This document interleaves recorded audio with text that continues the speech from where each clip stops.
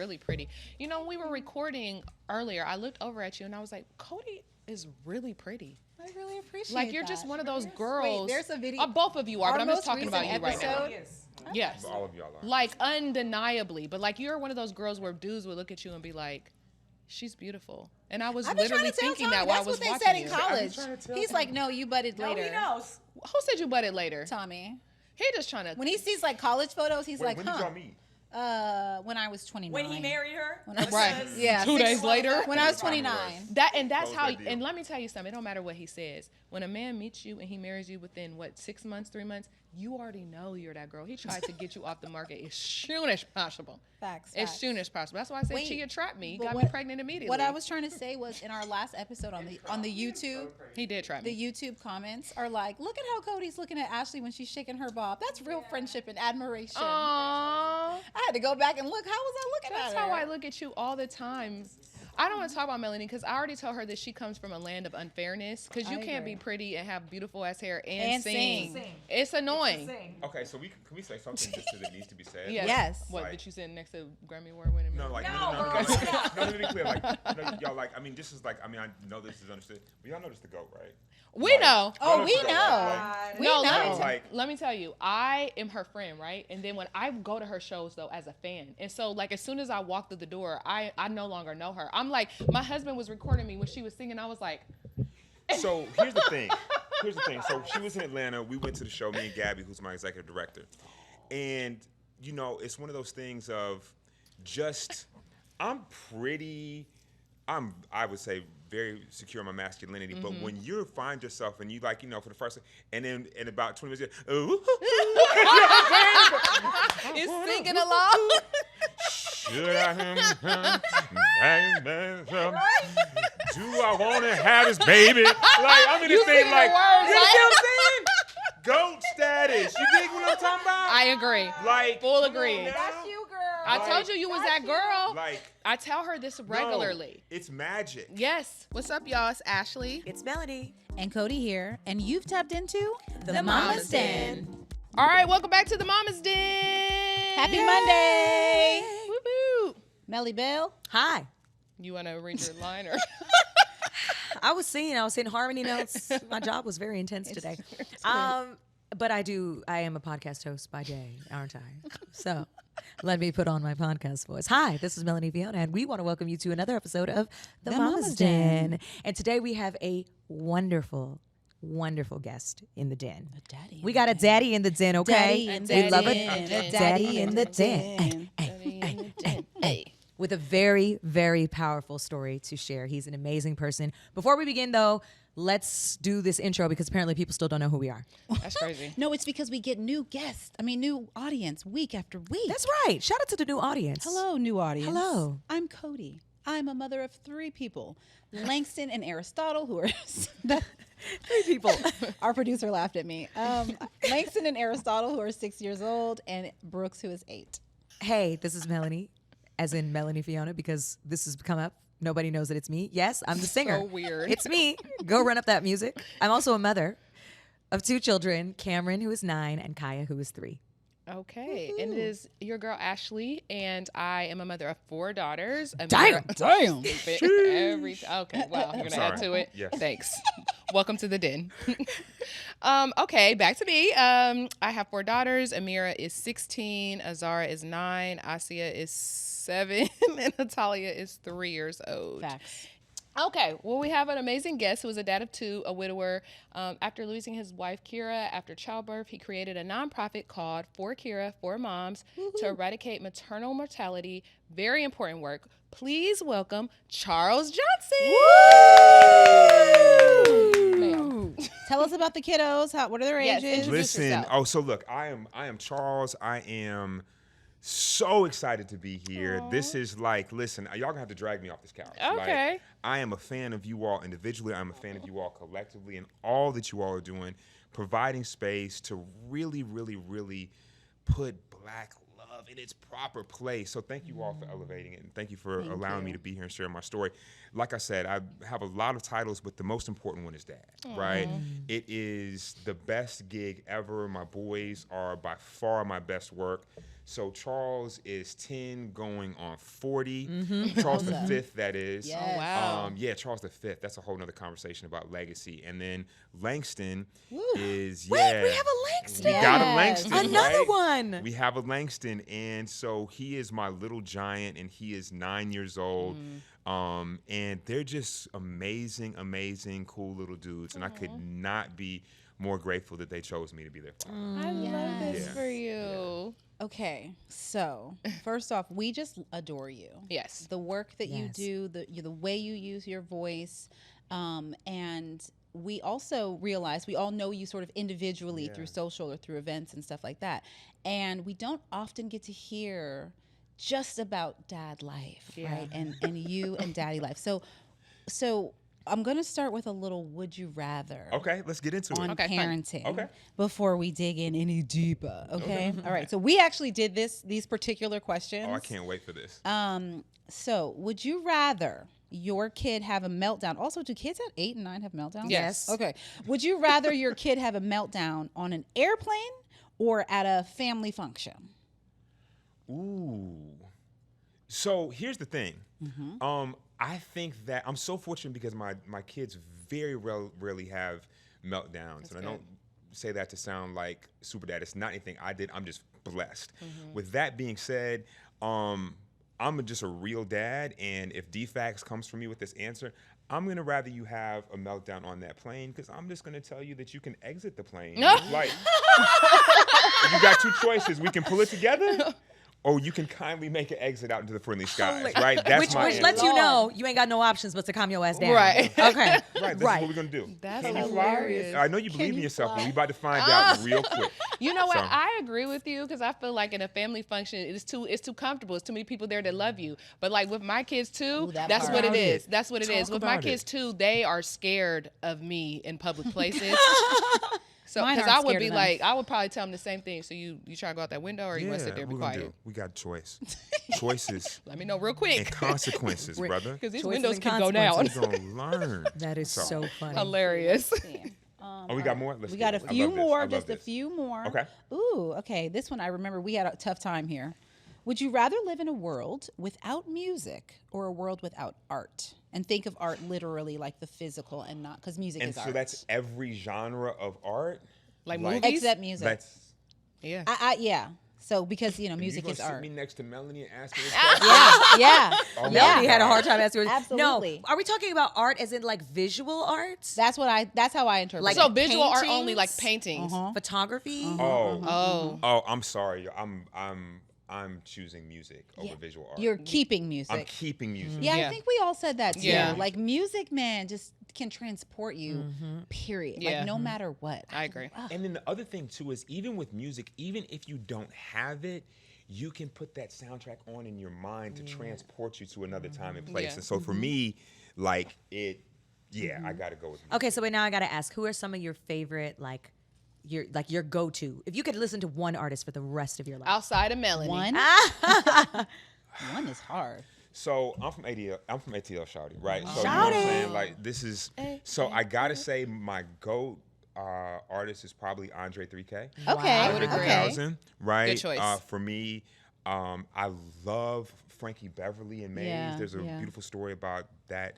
Before I Let You Go was actually playing when Kira and I met, and maybe we'll get to that later. But yeah, I mean, there's so many. But I would have to, if you pin me down. Now that might be interesting too, because his catalog is so limited, and I wish he would put out some stuff without the flute. I love the flute. Yeah. But He's I not would have to say interested. he's my GOAT, Outkast. Andre And- 3000, And it really wow. becomes for me, growing up in Atlanta, Outkast really was the soundtrack of my really coming of age, right? When I was beginning to see the world for myself and get out and venture and sometimes doing things I have no business doing. That was the Yeah. soundtrack, right? I love that. Top 5 for me is Andre, for sure. Yeah. He's one of Protect one. your heart, 3 stacks. Protect your I heart. don't know what my top 5 is, but okay. Here's another one that is somewhere in this basket, but it's on the screen and I like it. So, would you rather your kid have lice or the stomach flu? Oh, Ooh. But is the are we talking about stomach flu coming out both ends, or I'm just gonna, stomach flu? I'm gonna say yeah.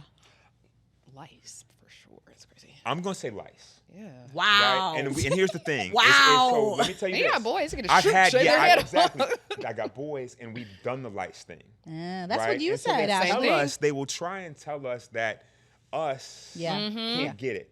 But what I have learned, particularly if you send a child who has a certain grade of hair to a elementary school that is predominantly Caucasian, you will learn quickly that that is not the case. So we've been through it.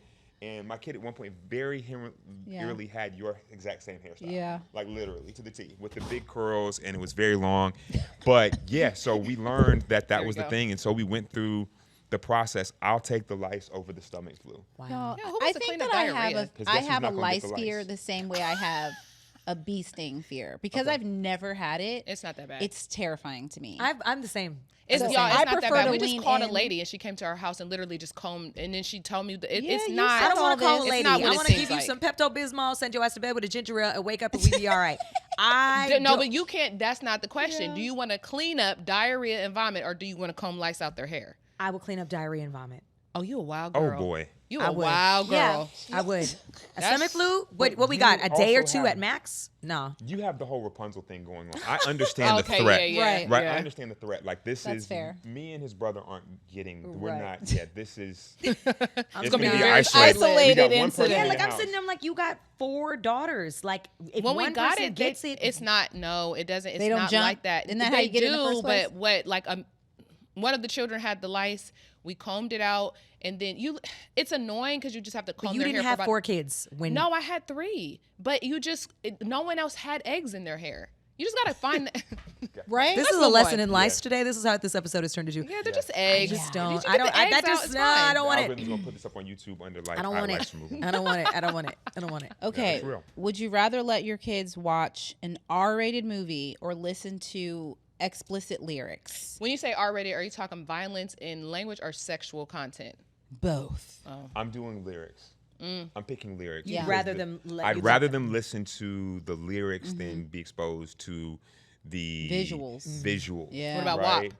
WAP? What about WAP? You let them listen to WAP? We're not whopping. on No, purpose. you don't Not get on to pick. purpose. Would you rather them listen to WAP or watch WAP?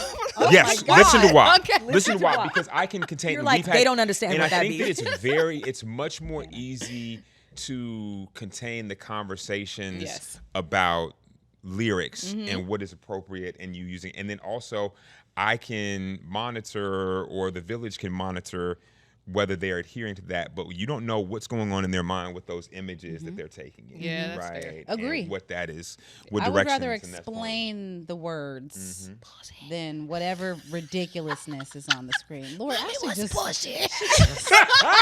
It's the way she says it too. Every time she says it. WAP is definitely There's a W in there. Man, look.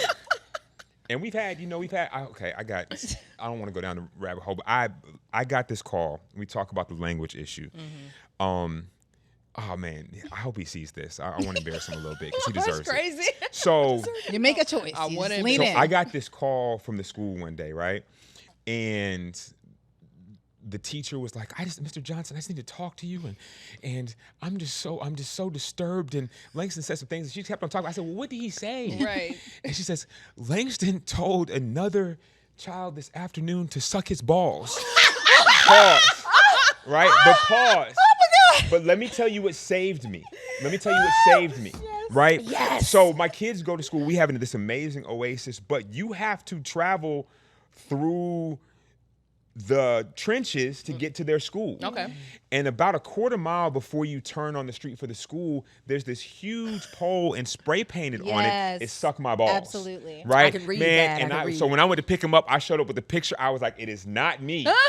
This is the universe, right? right. And I guarantee you that he didn't pick this up for 100%. me. Now, not to say that I'm a perfect dad and I always said things and some things Yeah. don't spill But I out ain't every say time. that. But it was that pole and that graffiti that, But now entered her in. being so Like, deeply disturbed. girl. Yeah, that's wild. She Sorry. was She done so said disturbed. something else, Yeah. She was like- so disturbed. Wait, that makes me think. You know what? Yeah. This is so funny because my son came home the other day and said to me that one of his associates at school, because I'm not gonna call everybody his friend, Associates. an associate at school said that he's like, Mom, so and so said, suck my balls, and I was like, oh yeah. He was like, isn't that funny?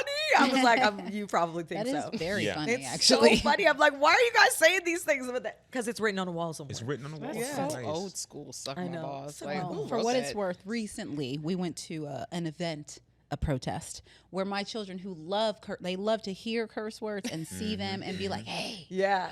did you see that? Like, they know not to say it, but they want Yeah. to point it out every time. Yeah. So they saw the frequency of fuck ice. Ooh. And every time they would be like, Mom, look, it says fuck ice. I mean, they didn't say fuck, but They did it? no, Oh, they my would be like, kids it would've- says, Censor it says themselves. ice. No, my kids would be like, Mom, do you see that says fuck ice? But you can't say fuck. Because it But gives them they're the gonna get all latitude. the fucks out to They let gonna you get know. Yeah. I can't believe they would say fuck yes, ice like yes. that. Where is this? Their mom tell them not to say fuck Yes, ice? that's my Oh, kid, man, for yeah. sure. Yep. I wonder how much Mhm. it costs to put that on a T-shirt. Right. Fuck eyes.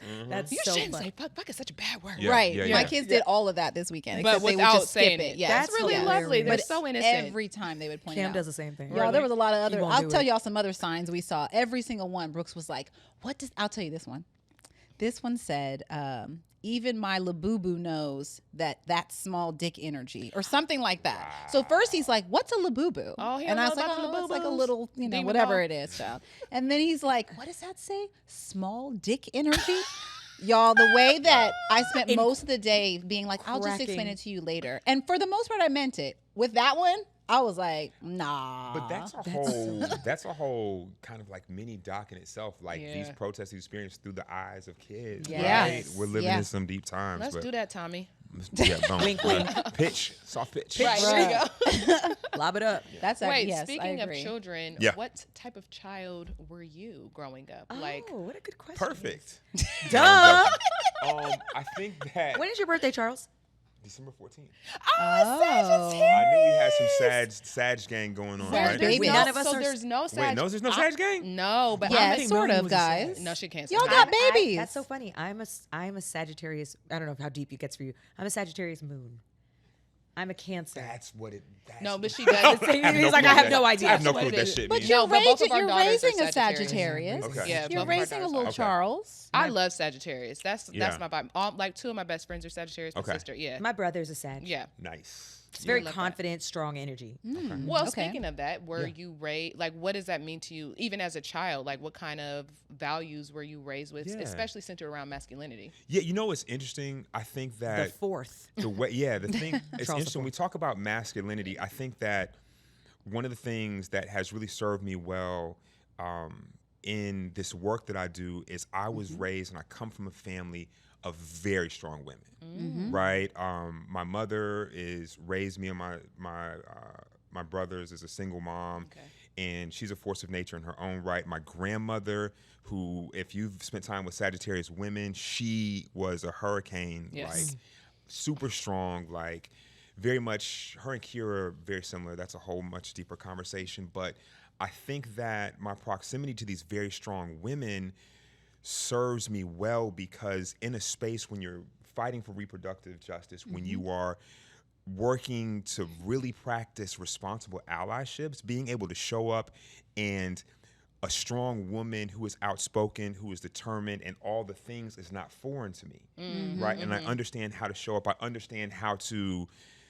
I'm always learning, and I don't always get it right. But I can show up, and I can, I have no problem seeing women in leadership. I can support that. I can align myself. I can absorb, and I can learn in a way that I don't know if I would be able to had I not had that experience.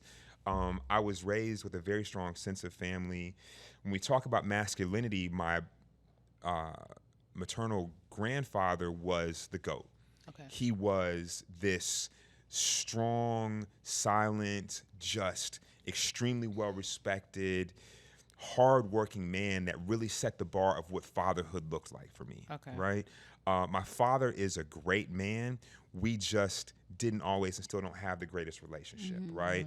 And I think that, and I'll just be very transparent, that's something I never really said publicly, is that I am the fourth, and as I mentioned, my son is the fifth. Yeah. And there has been this generational curse going all the way back with the Charleses, where the Charleses did not get along with their father. Oh, gosh. And so since being, as long as I can remember, I've been determined that all I wanted to do is be a dad.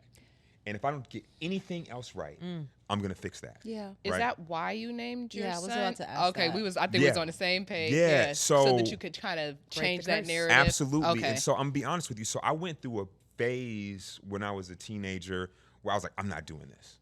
Because for me, I knew, and that was, I think, at the height of the tension between me and my father. Yeah. And I felt like that would be the ultimate middle finger to him. If I didn't name, if I was like, no, I'm not going to do this. But as I got older, I understood that everything about that journey is part of who I am, right? And it's made me, and I think that's like really beyond anything. If I don't get anything else right, like that relationship with my boys and breaking that generational curse is something that, and I think that to a certain extent, you know, I go too hard. I probably overcompensate. You know, I never heard, in 44 years, I've never heard my dad telling me he loved me. And like I said, I don't want this to make this episode about throwing my father under the bus because he is a great No, man. it's not. We talk about But parents. I think that for me, I'm gonna tell my kids 15 times before lunch, Right. Yeah. right? Yeah. And make sure that they know that they understand it. And like I said, I always wanted to be a dad, man. And so even though this is not the way I saw my life shaping out, Of course. I love every single moment of it. Truly do. Wait, you have a question, but do you tell your dad you love him? I have in a forced setting. So I have to take responsibility, right? That it is a two-way street. And I Yeah. think that our relationship is evolving. I Yeah. think that's in a much better place than it has been. And he's evolving. And I think that as he gets older, and I think that he's in a place now that he's retired, he's beginning to enjoy life because I think that very much of who he was what was modeled for him. Yeah. Right? Yep. And I think that it's like seeing my dad take trips and have hobbies and like be social is something I never saw. So I love that for him. Yeah. And I think that it's making him, you know, a better grandfather. And I Yeah. think that, and I'm just really, like, he's worked so hard. I'm glad to see him enjoying the fruits of his labor, right? Yeah. And seeing the world and experiencing things. So it's cool to see. It's cool to see. Mel, sorry. No, I know, like, we have so many questions about you as a person, but I don't want to get too far ahead. And you've mentioned Kira a few times. Yeah. You've mentioned the work that you do, the influence of strong women in your life. I want people to know what the mission for Carol for Moms is. Sure. And the work that you do and how you arrived there. Yeah. And, you know, why it's such a, why where we understand where the passion is coming from, but what is this work and what is your purpose in this work? Yeah, no, thank you, Melanie. So I've said it many times, but I was fortunate enough to meet a woman that absolutely changed my life.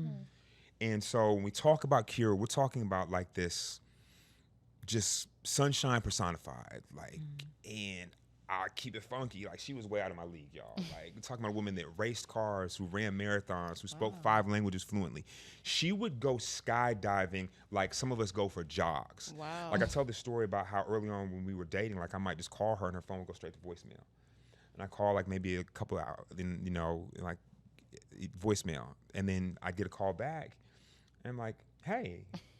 I'm like, you okay? She'd be like, yeah, I went for a jump. What you mean you went for a jump? Not a jump. I was in the clouds. I didn't have service. I I'm went for sorry. a jump, right? Like, and we're talking about, this is a black girl from Decatur, Georgia, Wow. who I never seen anybody squeeze more out of 24 hours in a day. And so I always wanted to be a dad, like y'all heard me say. And so we welcomed Charles V in 2014. Then we talked about how cool it would be to have these back-to-back boys, right? She was very clear that she was a boy's mama. I was like, look, Lord, just give me a healthy baby. I don't care. Yeah. And so we found out we were welcoming Langston in April of 2016. You couldn't tell us nothing. Like, we were on cloud 9, and we're both from Atlanta, and we had relocated out here to Los Angeles. And part of the painful irony of what took place is, as a father, as a husband, you want the best for your family, right? And so we made the choice intentionally to give birth at Cedar-Sinai. And some of y'all know and may or may not be familiar with Cedar-Sinai, and it's supposed to be this fancy hospital in Beverly Hills that all the celebs go to have their babies, and they're a research hospital. And we thought that this was the place that was going to give Langston and Kira, we're not even talking about survival, but the best chance to thrive, right? Yeah. So on April April 12th of 2016, we walked into Cedars for what we expected to be the happiest day of our lives and walked right into a nightmare.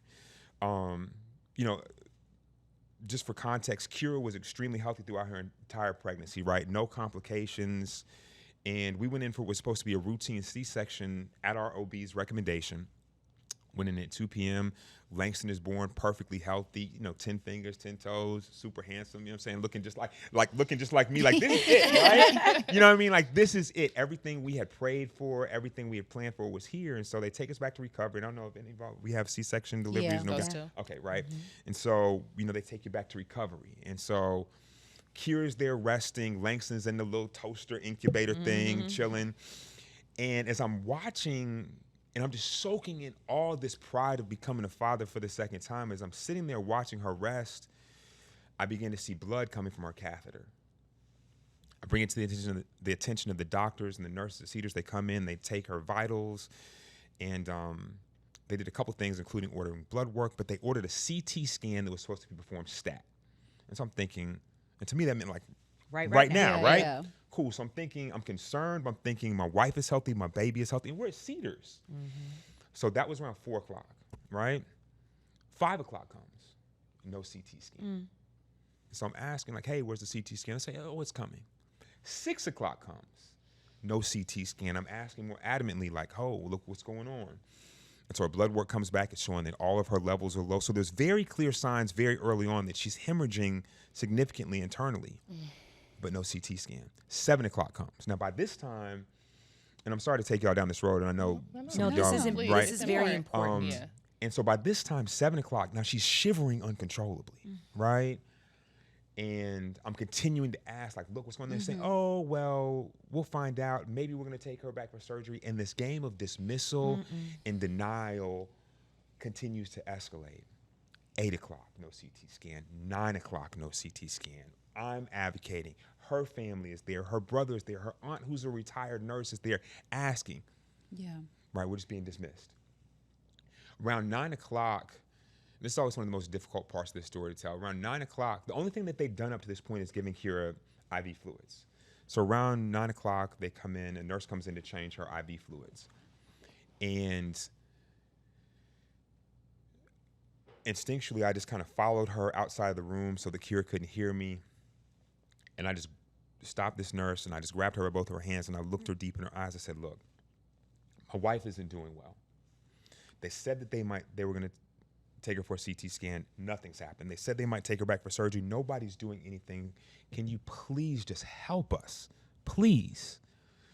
At which point this woman, this nurse, looked me right back in my eyes. She snatched her hands away from me, and she said something to me that still haunts me almost 10 years later. She said, sir, your wife just isn't a priority right now. Your wife just isn't a priority, right? 9 o'clock. 10 o'clock, no CT scan. Kira's condition is continuing to deteriorate. It wasn't until after midnight that they finally took Kira back to surgery, right? After allowing her to bleed internally for more than 10 hours while we begged and pleaded for them to just do something. And so finally they take her, it's after midnight. I'm exhausted, I'm frustrated, I'm angry, but part of me, I'm relieved because they're finally doing something. Yeah. They're doing something. And so we're making this walk towards the OR, and Kira's weak, but she's conscious and she's aware of everything that's going on. And y'all have heard me talk about this woman, right? Like superhero, straight up. And as we're making that walk, and I'm just, I'm holding her hand, and we're walking towards the OR. Once again, she said something I'd never heard her say in all the years I knew her. She said, baby, I'm scared. And once again, I did the only thing I knew to do, just kind of instinctually. I'm just telling her everything's going to be okay. And we talk about the levels and the way that she was failed.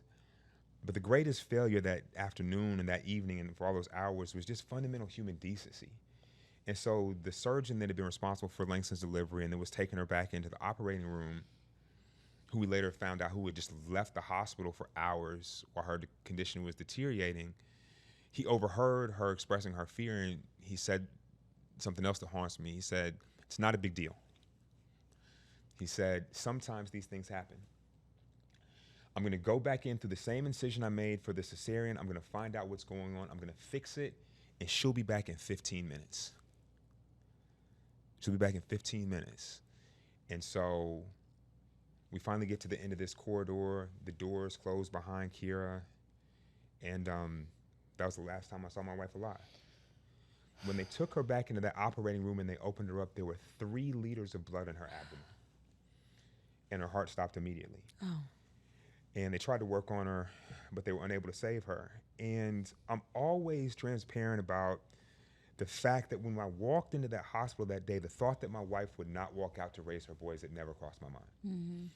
But as the days turned into weeks, I began to hear these other stories of other mothers that had had horrific birthing experiences, families that had experienced obstetric violence, and then other mothers like Kira who had made that ultimate sacrifice just trying to give the gift of life. And so I didn't know what I could do. I didn't know how I could make a difference, but I felt like I had to do something. I felt like I owed it to Kira. I felt like I owed it to her. I felt like I owed it to our boys. And so we founded this organization, For Cure for Moms, with one very distinct mission, and that is to eradicate the maternal mortality crisis in the United States, period, full stop. And just for context, I know that you all, I'm just appreciative of you all and everybody at Black Love continually uplifting and bringing attention to this issue. But for those of you all who are watching, you may not be aware that right here in the United States, we are the most dangerous country in this industrialized world to give birth in. So What's even scarier is that Black women are dying 4 to 5 times as often as Caucasian women. But the statistic that really drives us as an organization, that drives me personally, is that the CDC has determined that 84% of the mothers that we are losing are considered preventable. Mm-hmm. It's like, let that, like, you know, like Country Wayne says, you know, let that sizzle in your spirit, right? Like that 4 out of every 5 mothers that we're losing, 4 out of every 5 mothers that we are losing should be here on the first day of kindergarten, right? They should be at soccer games screaming at the top of their lungs on Saturday mornings. They should get to dance at their kids' weddings. And they're being taken from us. And so although there's nothing we can do to bring Kira back, the highest honor we can pay her is to do everything we can to send other mothers home with their babies. That's a lot. Yeah. Well, can I jump in? Yeah. And just to acknowledge that you were saying the highest honor we can give her is to do everything we can to save others. And you, I hope you know, I think you do, are doing that. Like you are such an inspiration in how you've been able to take your pain into purpose and lead with such, and I mean lead so many people, so many organizations, so many strangers with clarity around what the problem is, how to fix it. And I mean fix it because it's possible, right? Yes, And it's not just, yes. it isn't just the government, right? It isn't just the system. All of that needs work and it needs advocacy. But it is the other thing that we talked about, which is all of us looking at this as a village issue to solve and not just moms doing something. Yeah. Daddy's got to step in, aunties, uncles, grandparents. We all have to become familiar with the pregnancy, childbirth, delivery steps and processes, and figure out how we can like show up for the people who are giving birth in this country. Yeah. We all have to look at it as an us issue. Absolutely. For sure. I mean, I want to say that your story actually like heavily changed my life and how I was dealing with, because I read about it, but with my last 3 children, like I talked to my husband about that. And I was like, the importance of advocating for me. Like I thought about your wife, like a lot, you know, and when my friends have children, I think about that. I tell them about your story because I feel like, number one, men specifically, or partners rather, they need to know, whether that's a man or a woman, whoever your partner is going into the hospital with you for you to give birth, they need to know how to advocate for you. They need to know what to say, what not to say, those types of things. And then equally, like the signs, you know what I mean? Like saying there's blood in the catheter, being like, this is not something that should be happening. No, like immediately this needs to be addressed. So I hope that, you know, it's reverberating like everywhere. That means Do you know so what much. I mean? Like it's not in vain at all. Your work is touching people that you probably don't even realize. Thank you so much. That you're touching. Well, I want to rewind a little bit and ask you a question. What was that journey like for you coming home with a newborn baby? And like, how did you... And a toddler at home. Like, what was your support like? How did you... Because you think about coming home as you experience both, right? You experience coming home with your partner and a newborn baby, but you're alone at night. Man. Like... I'm gonna talk about a part of this story that I don't think I've ever shared publicly. And That is this. So when Kira and I went into the hospital for the delivery of our first son, for Charles, right, she made me make her a promise. And that was like, you don't leave until we all leave together. Like, you don't leave the hospital for a Chick-fil-A sandwich. You don't go get no clean drawers, like, until we leave together. Yeah. And she made me make her that same promise that day, right? And so, like, literally leaving that hospital without Kira was the hardest thing I've ever had to do. But even harder than that was explaining to Charles that mommy's not coming home. Yeah. Right? And watching him struggle with that. Of course. And so it was hard. And my boys, and so to answer your question, I'm so tremendously grateful for my village, for my family, for my extended family, for strangers, for the way that people rallied around us. Yeah. I mean, like, I can't even explain how grateful I am for that. And then I'm just really grateful for my boys, right? Because, like, literally my boys saved my life. And so I began to just pour myself into them, even to a fault. Like, I wouldn't let anybody help. Like, I literally, that's how I was processing my grief, is that this is what Kira would want me to do. Yeah. So I was doing every feeding, I was changing every diaper, like, and so I literally had this symphony of, I had a newborn in the bed with me that was on this feeding schedule, and I had this 18-month-old that was missing his mom, and I was just, trying to figure it out. But that part of my life is something I would not wish on anybody. Yeah. And for me, that's really what drives me, is that if I can just keep one more father or one more family or one more grandmother from having to have that conversation, man, everything will be worth it. The duality of those emotions is unfathomable to me. Yeah. The joy of new life and the deep despair of grief, all at the same time. How did you process during that time? I know you said you poured into your children, and I think the reason I'm asking this question is because I think anybody out there who's struggling with grief, in such a way, it's like, what would you advise? What would you suggest? As far as what resources are available for counseling, for therapy, like how, and if you could go back and do something different to help heal yourself in a different way, what would you suggest or recommend? So I think the first part of the question, Melanie, I'll answer is that the advice that I would give someone or anyone that's dealing with grief on any level, and this is one of the things that was really helpful for me, is you have to do your best to shift from asking yourself the question, why, and shift towards how. And what I mean by that is, if you go down that rabbit hole of why this happened, why did this happen to me, why is this happening to my boys, there is no explanation in this universe that can answer that question for you, or anybody that's experienced loss. So when I would drift in that direction, it's dark, right? And so I would do my best to shift towards how. Like, how am I going to raise these boys, right? How am I going to make sure that they understand just how amazing their mother was? How am I going to make sure I give them the life that we talked about giving them? And so that's that. I think that for me, I would also tell folks that are dealing with grief that solitude is the enemy. And so if you have an extended family or village, do your best to lean into them, but also understanding that it's also important to seek community outside of your immediate family, because as much as those people may love you, they may not be able to relate or understand. As much as they want to support you, they don't know what to say, how to do it. And anybody that's dealt with grief, we know that there's no handbook. Right? Everybody grieves different, the way that it comes out, and it's not linear, right? You take 3 steps forward, you may take 5 back. And so seeking community outside of your immediate circle, whether that is through a group, whether that is through counseling, please seek it out. And I think another thing that I really want to give people permission to do is to take your journey on your terms. Do not let anybody tell you what and how this is supposed to look like. For example, there was nothing ordinary about Kira, right? And so when I was planning her not funeral, but celebration of life, like I wanted it to be reflective of who she was.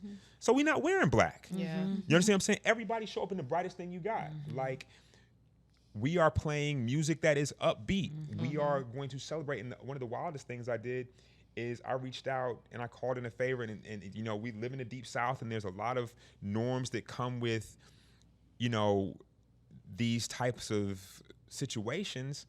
And, you know, there's all these pastors that are reaching out and they're offering to officiate now. Come and support. And I reached out and I had a comedian officiate her service. Oh my God, that's beautiful. Yeah, like literally, like Jonathan Slocum, shouts out to Jonathan, like, I love you to life. And I was like, Jonathan, I need a favor. And he's like, you crazy? I was like, yes. You know that. Right. But I Yes, need you to do this. Yeah. And he showed up, and it was so crazy. It was so wild because everybody's like, what is going on? But by the time what happened is it gave people permission and latitude to celebrate her, right? Yeah. So everybody, instead of getting up there and falling out and all this stuff, the cousins, the people that were speaking told the funny stories, right? And I also, for me, I never wanted that the whole piece of everybody constantly coming and visiting and the somber and crying over me and my kids absolutely not. That was, yeah. So now it opened up and it set us on a path to be able to celebrate. So when you come through, now tears come. Of Yeah. course. But we can also celebrate her, and we can tell the stories about, you know, things that were wild and crazy. And the other piece of that is I also made a very deliberate decision that the topic of mommy would never be off limits. And so when you walk into our home, there's huge, you know, 3x5 pictures of her everywhere. Beautiful. And we tell stories, and we look at videos, and we play, you know, stuff of her, you know, clowning me and all these blooper reels, and we celebrate and we laugh. And I just always want my boys to have this very beautiful image in their mind of who their mother was, how she lived her life. And yeah, I mean, I don't think there's any magic bullet, but just to the extent that you can, like, find joy and give yourself to permission to heal on your own terms.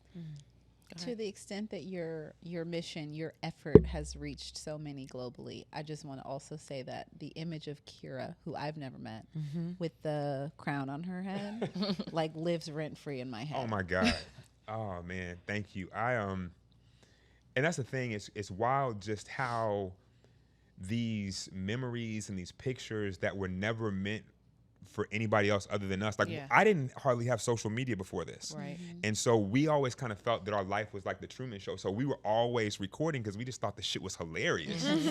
And so when I share these things, people are like, how do you have all these pictures and videos and clips and stuff? That's just like, we were always rolling. And it's kind of a double-edged sword because some of these things are so vivid. I kind of watch them and I feel like I can touch her. Yeah.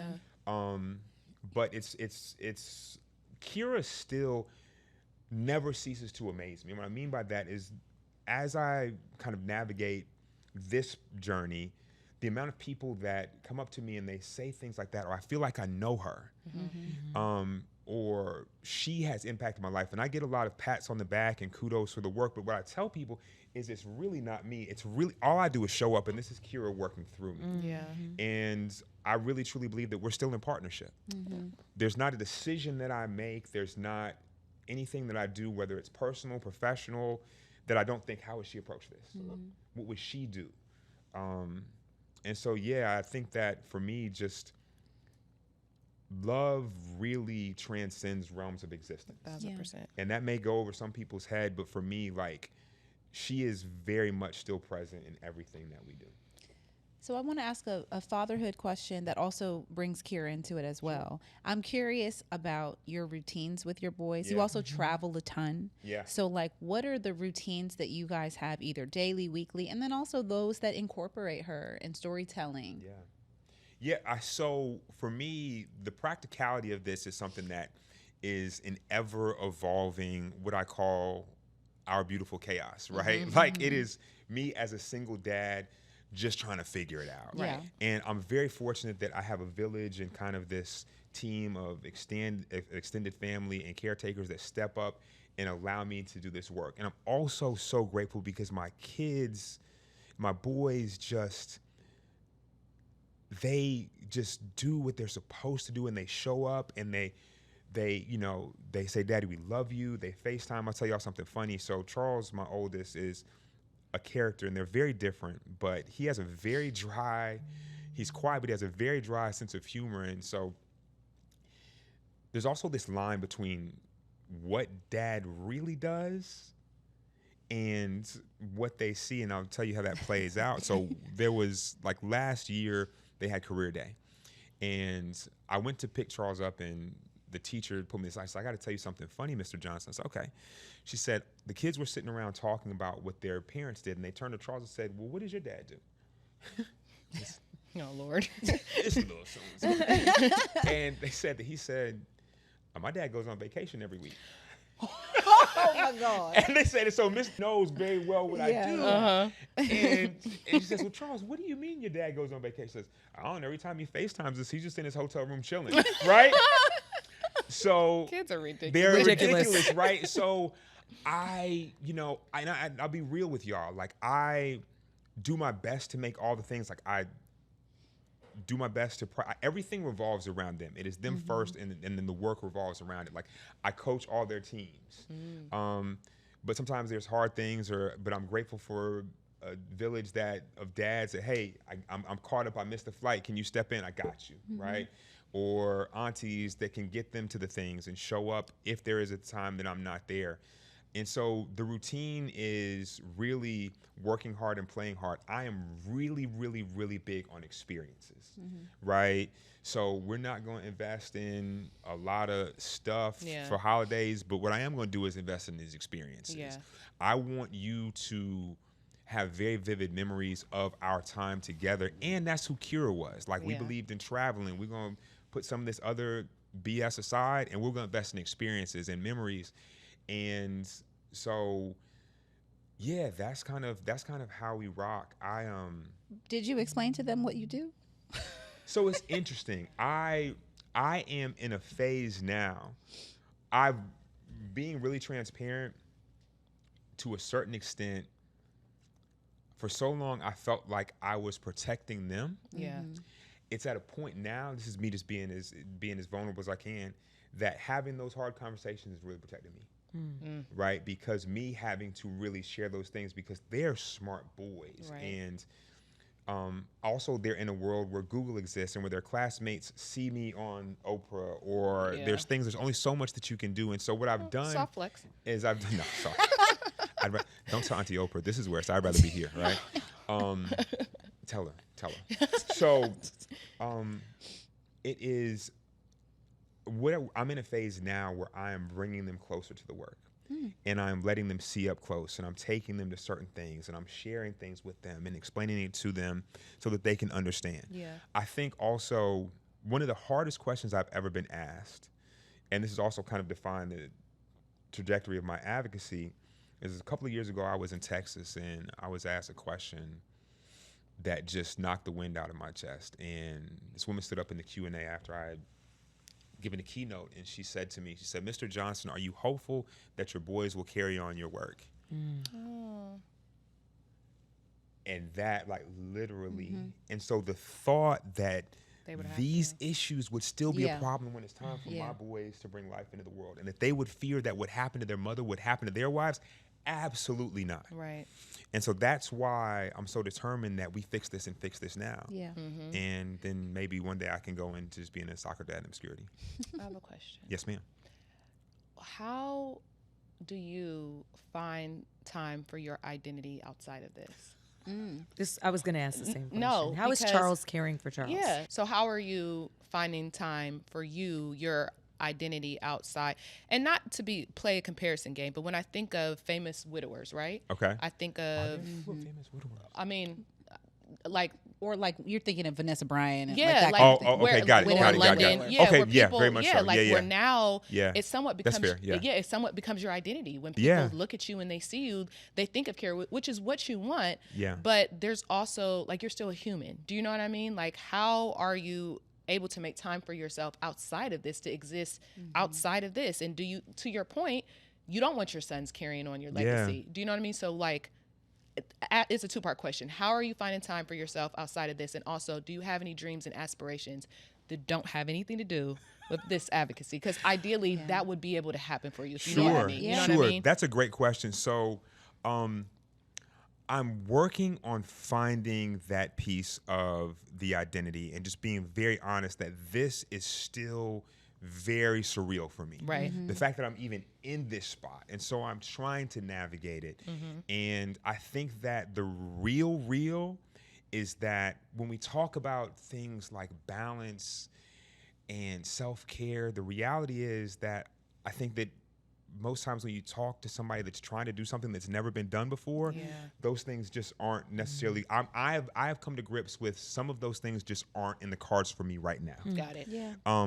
But my hope is that there will come a time where they will be available in abundance. Got it. Right? And so I kind of look towards this utopian future where we fixed all these things. Yeah. And every mom gets the care that she deserves, and every family is treated with dignity and respect, and we're not losing mothers, and we have 0 preventable deaths associated with maternal deaths. But right now, because we've also, here's the other real part about this, is when we talk about slowing down or taking breaks or even the thought of taking my foot off the gas, y'all also have to understand that I'm not that far removed from a time and place where nobody was listening. Right.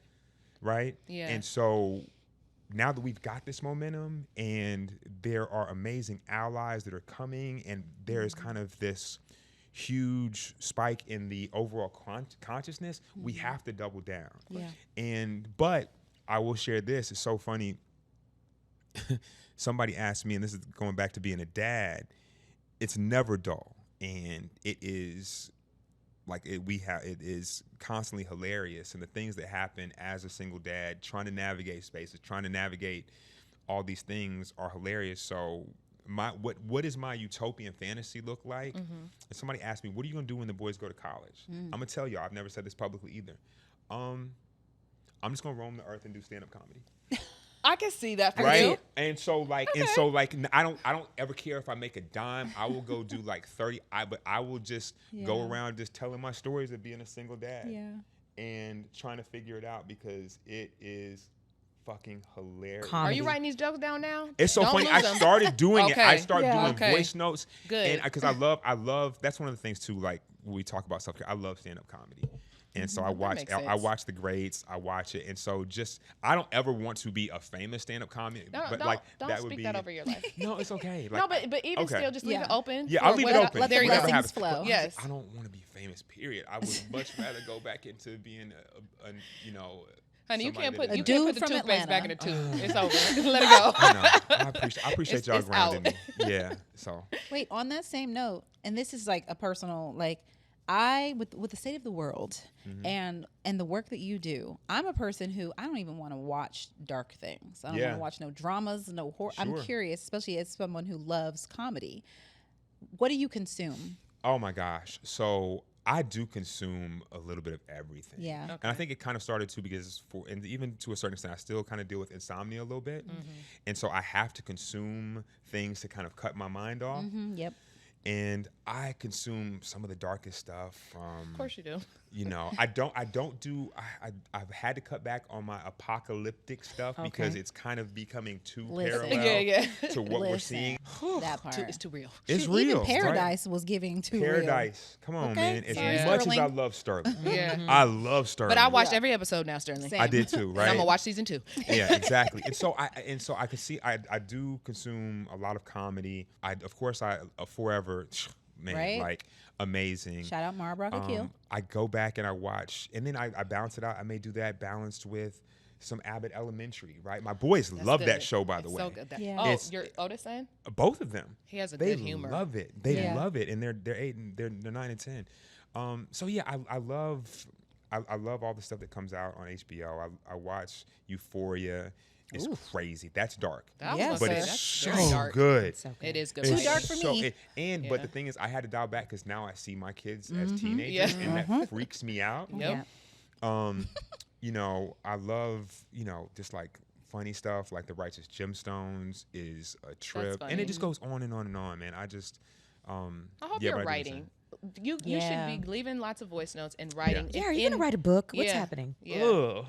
No, he said no. He won't write a TV show. That is one of the things that has been on the back burner, Melanie, and I think that with what has been said to me, and I do not want to say, but they said that is the closest thing that a man can experience to childbirth is trying to give birth to his book. I don't think it compares, but there is a book project that has been on the back burner, but. Well, Melanie is No like, shrug. she has vibes, so it must mean that it's coming to the forefront. Yeah, if she I've said been. it. Oh, There's man. there's an evolving book that is way back on the shelf, but Okay, so question. Yeah.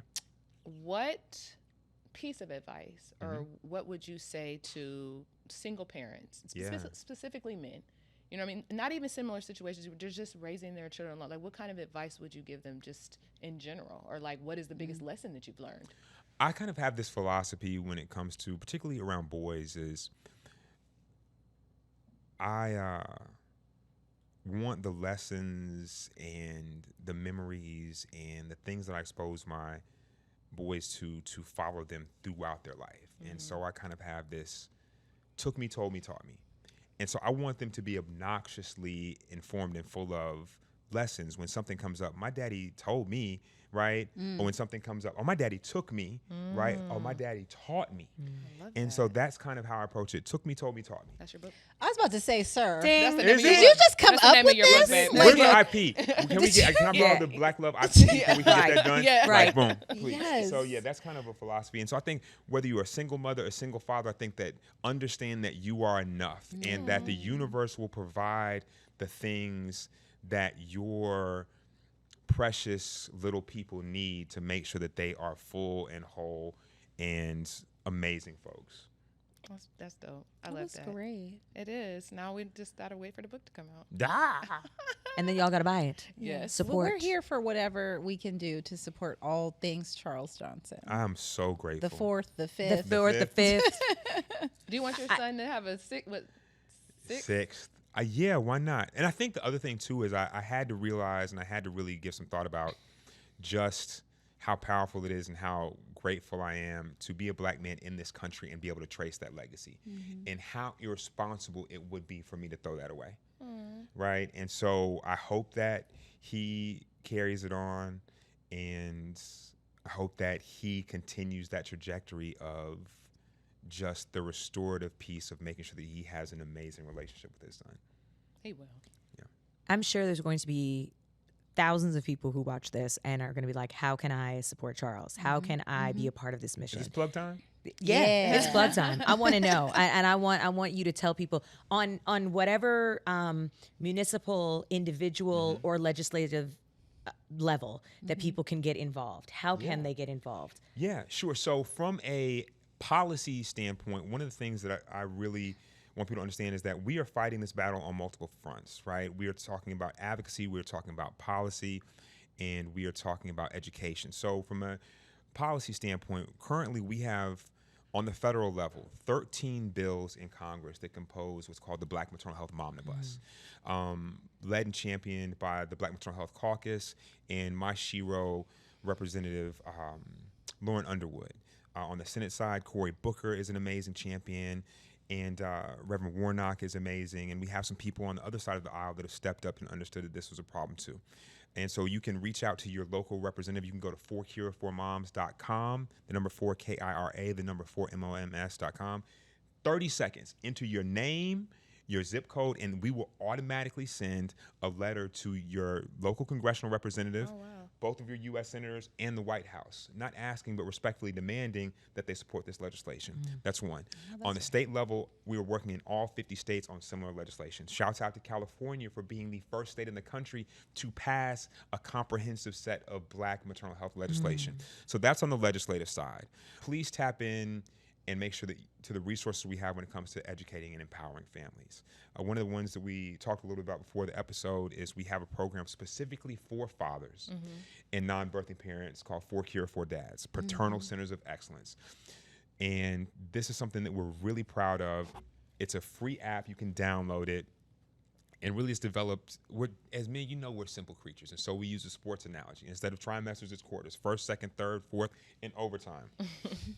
Tap in, you can learn about how your own personal health history informs that of the child, how to support, how to advocate, what's the difference between a doula, a midwife, and an OB, what questions do you ask at the appointment, how to recognize critical warning signs, if something goes left, how to show up at the hospital armed with something more than just turning this place out. Yeah. How do I advocate? How do I demand a second opinion? What are my rights?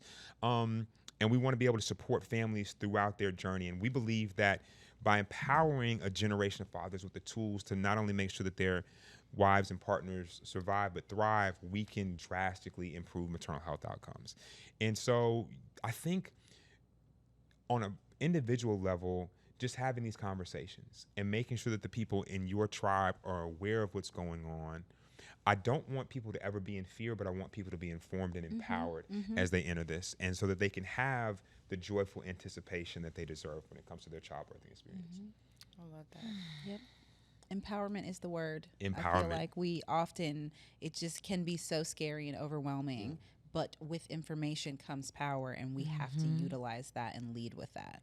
Yeah. Well, Charles. Well, We all are so grateful Truly. that you were Truly. able to come to LA. Yes. Okay, that your sons let you off for a little On while. vacation. On vacation. He's on vacation. Make sure you send him a picture of the palm trees. Right. Be like, I don't oh, know how look, he's gonna live this it's one me down. on vacation. So what I am going to do is I'm going to put a shameless plug in for Charles, because he is an aspiring filmmaker. So I'm going to send him out here with his aunties, and he's going to Please. intern. We That's would all I ask. love it. So this week in Atlanta, he is actually in film camp. So he's not stunting me. Aw. Right, so him Come and back when Langston you come back, are sir. in film camp. So Yeah. tomorrow I'm gonna go, or Friday I'm gonna go, and they're gonna have a whole little red carpet premiere, and I'll get to see their film that they worked on. But that's his thing. He writes. It's so funny. He has a little production company, and he has his certain friends, and they literally work on stuff at recess. He has his buddy that does tech. He's his tech guy, right? He has this young lady in his class that's an artist. She does his storyboards, and so they'll go out in the playground. They talk through their stuff, right? That's amazing. And so just seeing these, like I said, I'm so blessed, so tremendously blessed. Yeah, so That's beautiful. Amazing. Well, thank you again for coming out here, for sharing your stories, so much. your lessons. We're so grateful.